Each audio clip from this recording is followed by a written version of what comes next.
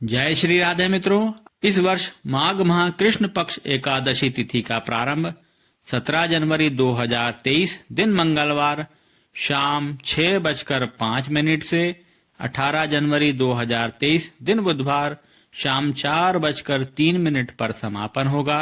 उदया तिथि अनुसार षटतिला एकादशी का व्रत 18 जनवरी 2023 के दिन धारण किया जाएगा एवं षटतिला एकादशी व्रत का पारण 19 जनवरी 2023 की सुबह 7:14 से 9:21 के बीच किया जा सकता है।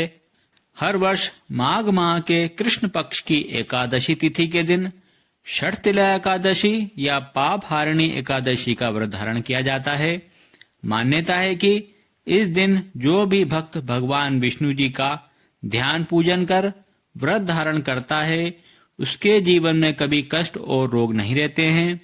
एक बार नारद मुनि ने भगवान श्री हरि विष्णु जी से षटतिला एकादशी का महात्म्य पूछा।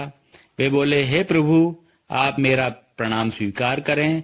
षटतिला एकादशी के उपवास का क्या पुण्य है, उसकी क्या कथा है, कृपा कर मुझसे कहिए।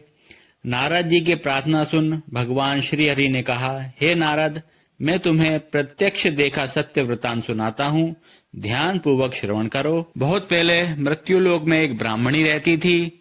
वह सदा व्रत उपवास किया करती थी। एक बार वह 1 मास तक उपवास करती रही। इससे उसका शरीर बहुत ही कमजोर हो गया। वह अत्यंत बुद्धिमान थी। फिर उसने कभी भी देवताओं तथा ब्राह्मणों के निमित्त अन्न आदि का दान नहीं किया था। मैंने चिंतन किया कि इस ब्राह्मणी ने उपवास आदि से अपना शरीर तो पवित्र कर लिया है तथा इसको वैकुंठ लोक की भी प्राप्ति हो जाएगी, किंतु इसने कभी अन्न का दान नहीं किया है। अन्न के बिना जीव की तृप्ति होना कठिन है। ऐसा चिंतन कर मैं मृत्यु लोक में गया और उस ब्राह्मणी से अन्न की भिक्षा मांगी। इस पर उस ब्राह्मणी ने कहा, हे योगीराज, आप यहाँ किस लिए पधारे हैं? मैंने कहा, मुझे भिक्षा चाहिए। इस पर उसने मुझे एक मिट्टी का पिंड दे दिया। मैं उस पिंड को लेकर स्वर्ग लौट आया। कुछ समय व्यतीत होने पर उस ब्राह्मणी ने शरीर त्याग कर स्वर्ग प्राप्त किया। मिट्टी के पिंड के प्रभाव से उसे उस जगह एक आम का वृक्ष सहित घर मिला, किंतु उसने उस घर को अन्य वस्तुओं से खाली पाया। वह घबराई हुई मेरे पास आई और बोली, हे प्रभु, मैंने आपके निमित्त अनेक व्रत और पूजन किए हैं, किंतु फिर भी मेरा घर वस्तुओं से रिक्त है। इसका क्या कारण है? प्रभु कृपा करके बतलाइए।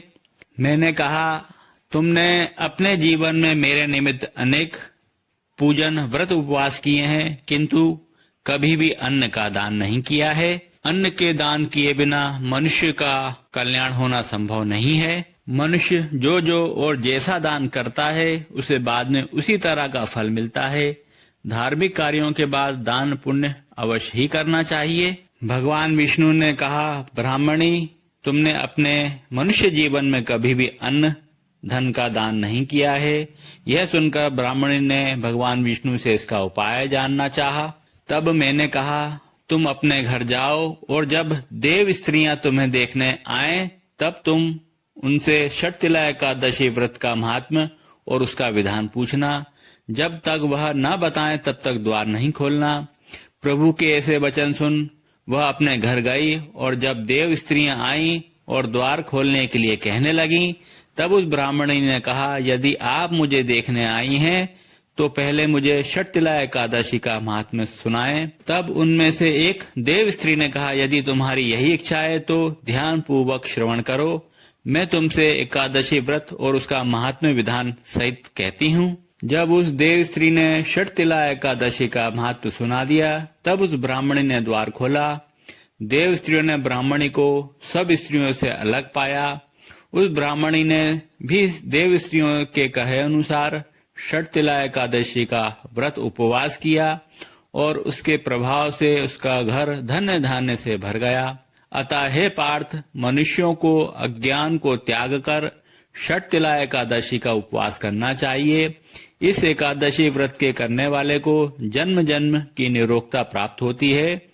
इस उपवास से मनुष्य के सभी पाप नष्ट हो जाते हैं। षटतिला एकादशी व्रत की महिमा निराली है। इस व्रत को धारण करने से जन्मों जन्मों व्यक्ति निरोगी रहता है और उसके सभी पाप नष्ट हो जाते हैं। अतः धार्मिक कृत्यों के साथ साथ हमें दान आदि अवश्य करना चाहिए।